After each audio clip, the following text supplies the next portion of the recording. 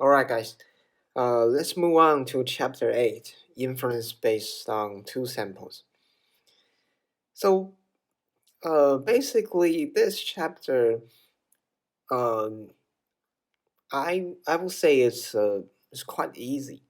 I could explain it in just one sentence.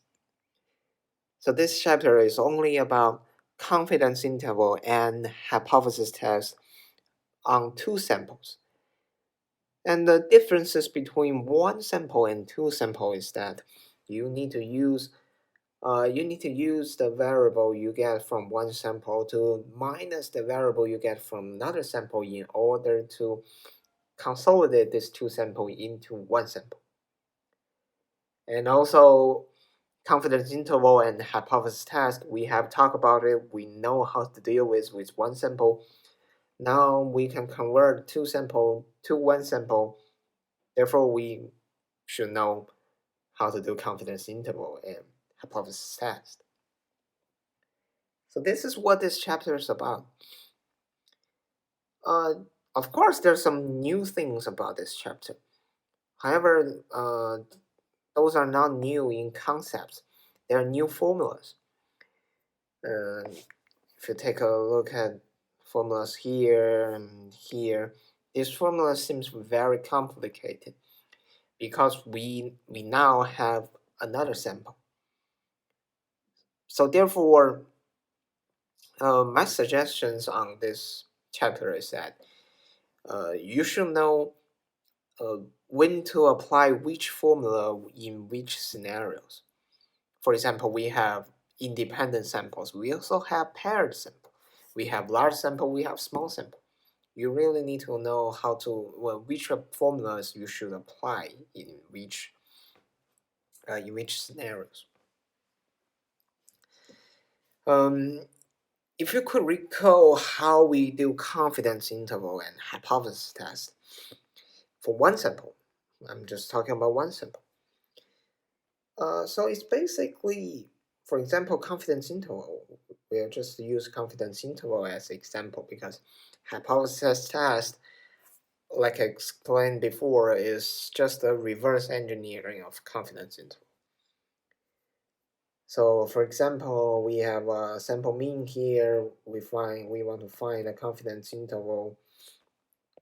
We use either the z-score for large sample or the t-score for small sample with a degree of freedom of n equals to n minus 1. And we multiply this by the standard deviation of the sampling distribution. Right? This is how we do a confidence interval and hypothesis test. We can also write it in this way.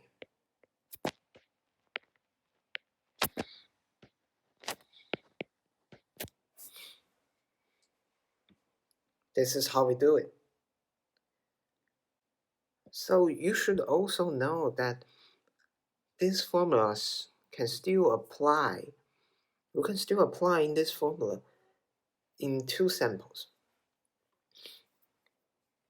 However, you need to make some modifications, right? So basically, you change the only one sample mean into two sample mean. The z-score is the same. And now you need a new standard deviation for a new sampling distribution.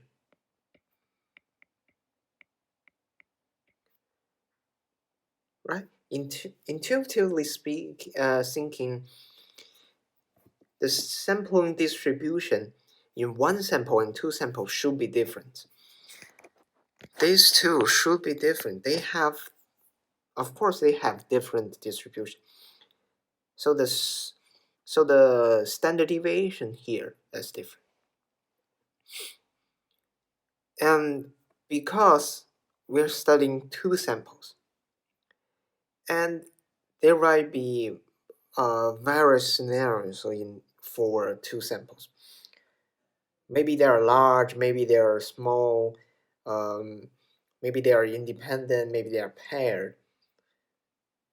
So this an addition of a sample complicates the whole situation. Therefore, in different scenarios, we will have different standard deviation because the relationship between these two samples are different. Therefore, we have different standard deviation. So right now, our only job is to figure out which standard deviation should we use in different scenarios. So first, let's take a look at the independent sample. Independent sample means that there are no relationships between the two samples you are studying. So first, independent large sample. Large sample is always easy because the central limit theorem holds. You can always trade, no matter you have uh, same sample size or unequal sample size, it doesn't matter because it's large sample. The central limit theorem holds. The sampling distribution will always be normal. So in large sample, this is how you calculate the standard deviation, and this is how you apply it to calculate confidence interval. And also remember, if you want to do hypothesis test for large independent samples, the standard deviation is the same, doesn't change. And the z-score you're using to reject your hypothesis will also not change. No matter if you are dealing with one sample or two samples, the z-score won't change. Therefore, the procedure of doing hypothesis test, how to reject a non-hypothesis, those won't change. Therefore, I will not redress it again in this chapter. Then we move on to small normal samples. If you forget why we're doing small normal samples, why we have to add normal here, because for small samples, central limit theorem doesn't hold unless the population of your sample is normal. Therefore, we will hold. For small normal sample, we have different situation. First one is that the first one is that they have the same variance. They have the same standard deviation. In this scenario, this is how you calculate the standard deviation. And if you take a look at it, there's a SP here, and this is how you calculate the SP. For normal sample, we are using t statistic. So be careful with the degree of freedom. Now we are -2, now -1. Next, we have small normal samples, but they have different variance. So now we have two different scenarios. If they have same sample size, this is how you calculate the standard deviation and degree of freedom.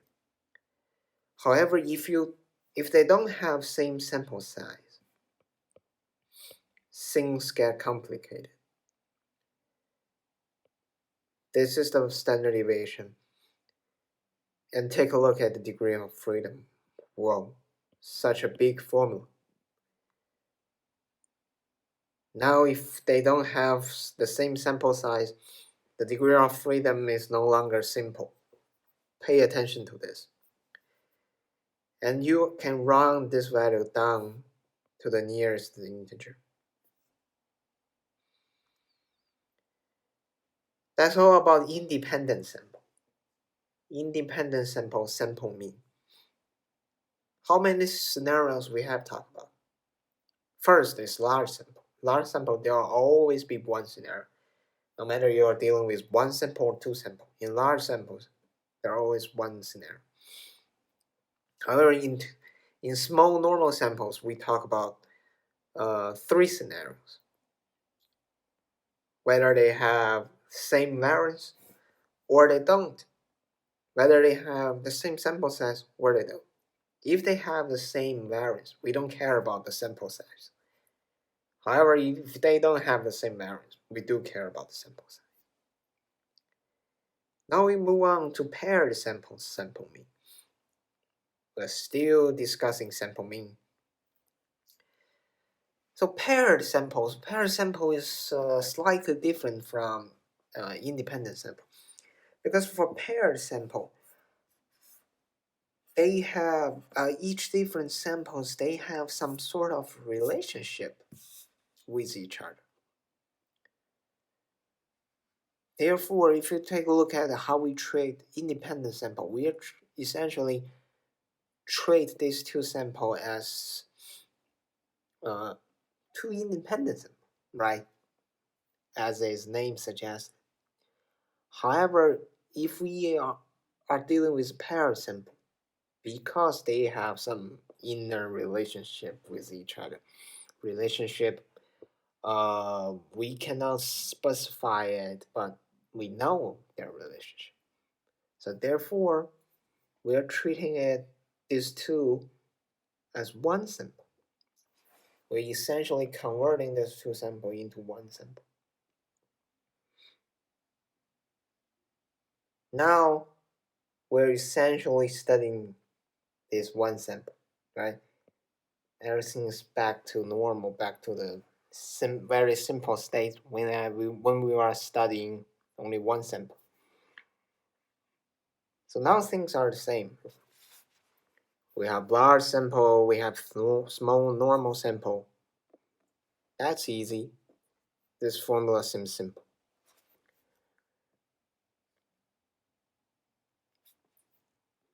Okay, then we turn to sample proportion. For sample proportion, in this chapter, we will only discuss independent large sample. And remember the criteria we used to determine whether a sample is large enough. Now this time, because we have two samples, we should have two sets of criteria.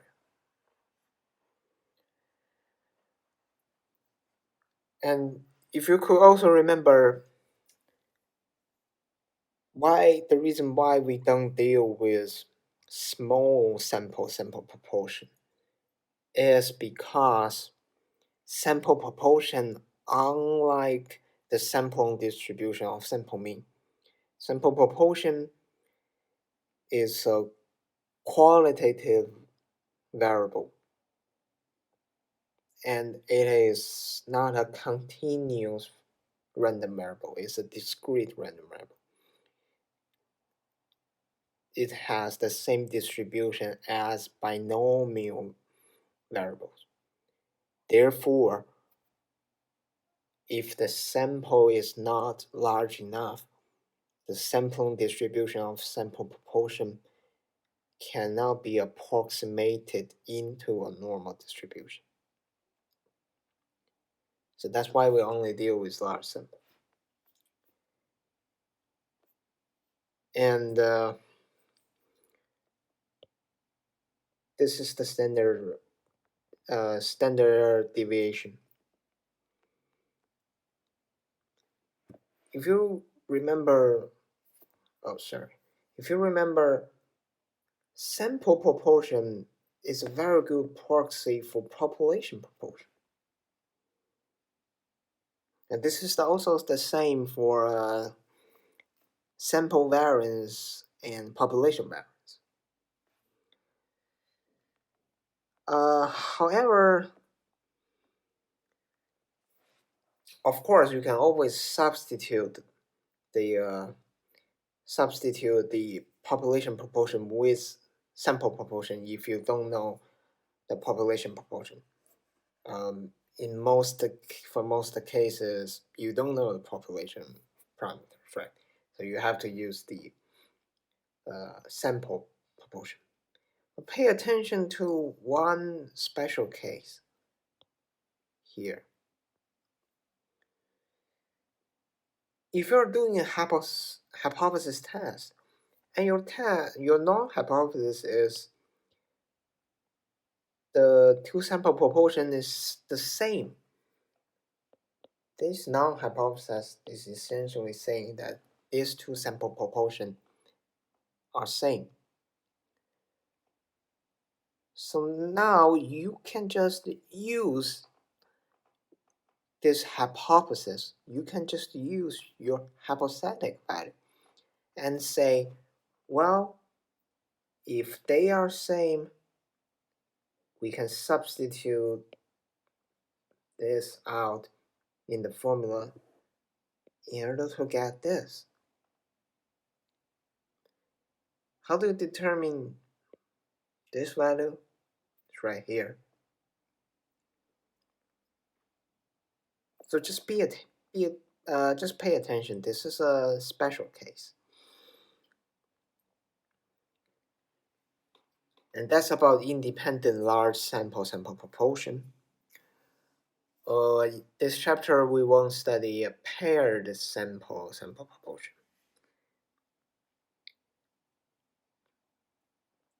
The last part of this chapter is also on reverse engineering. It's essentially exploring.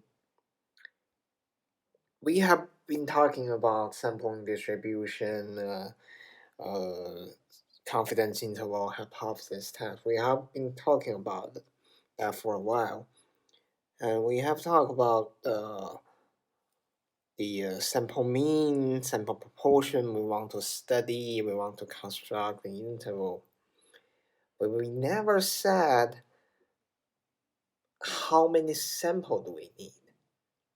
We never said that. We never think about how many things are we needing in our sample. So the last part of this chapter is essentially talking about how many samples do we need. Right? Because this chapter deals with two samples, so we may need to find two samples. Sometimes they can be of the same size, sometimes they won't be of the same size, so you just need to make a small adjustment in the formula. The formula is right here, is simple. So if you think about how do we get this formula, like I said before, this part is also a reverse engineer. So we essentially deriving the four formulas here from the formulas here. So again, we come back at confidence interval. We come back at the sampling distribution. So now that's all I want to say about chapter 8. So if you think about chapter 5, 6, 7, 8, just as I said in the beginning of chapter 5, these four chapters, they are all dealing with one graph, which is sampling distribution.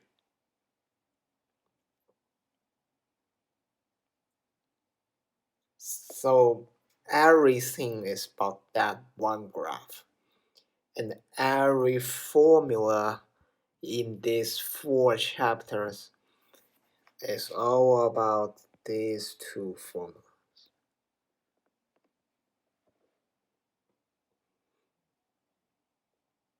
So that's it. That's all we need to know. No matter you are constructing a confidence interval or hypothesis test, no matter you are dealing with one sample or two samples, it's all about this.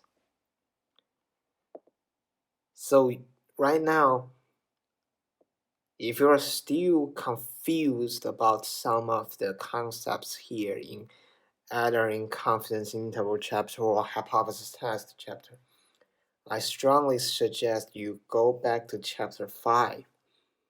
Take a look at sampling distribution again. And then take a look at the chapter 6. Because there are no new formulas in chapter 7 and chapter 8. It's all about this formula. And we have introduced this formula in chapter 6. So go back to chapter 5 and chapter 6. Take a look at them again. Then you'll understand all these materials. That's all I want to say. Bye bye for now.